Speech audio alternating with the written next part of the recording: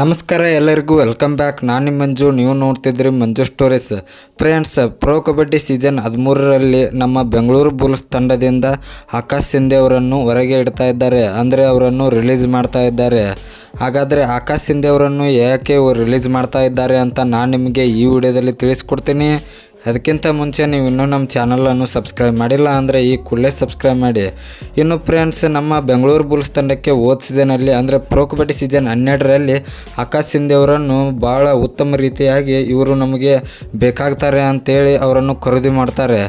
ಆದರೆ ನಮ್ಮ ಬೆಂಗಳೂರು ಬುಲ್ಸ್ ತಂಡಕ್ಕೆ ಆಕಾಶ್ ಸಿಂಧೆ ಅವರು ಅಂತ ಹೇಳಿಕೊಳ್ಳುವಂಥ ಪರ್ಫಾರ್ಮೆನ್ಸನ್ನು ನೀಡೋದಿಲ್ಲ.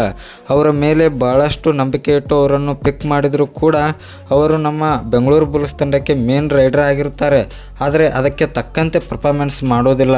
ಆ ಕಾರಣಕ್ಕಾಗಿ BC ರಮೇಶ್ ಅವರು ಇದೊಂದು ದೊಡ್ಡ ನಿರ್ಧಾರವನ್ನು ತಗೋತಿದ್ದಾರೆ. ಆಕಾಶ್ ಸಿಂಧೆ ಅವರನ್ನು ರಿಲೀಸ್ ಮಾಡುತ್ತೇನೆ ಅಂತ ಹೇಳಿ ಅಪ್ಡೇಟನ್ನು ನೀಡಿದ್ದಾರೆ.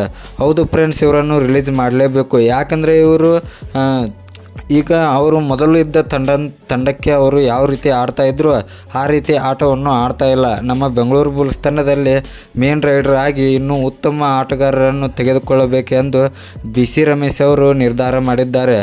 ಈಗ ನೋಡೋಣ ನಾವು ಪ್ರೋ ಕಬಡ್ಡಿ ಸೀಸನ್ 13ರ ಆ್ಯಕ್ಷನ್ನಲ್ಲಿ ನಮ್ಮ BC ರಮೇಶ್ ಅವರು ಯಾವೆಲ್ಲ ಪ್ಲೇಯರ್ಗಳನ್ನು ದೊಡ್ಡ ಸ್ಟಾರ್ ಆಟಗಾರರನ್ನು ಖರೀದಿ ಮಾಡ್ತಾರೆ ಅಂತ ನಾವು ಇನ್ನೂ ಕಾದು ನೋಡಬೇಕು.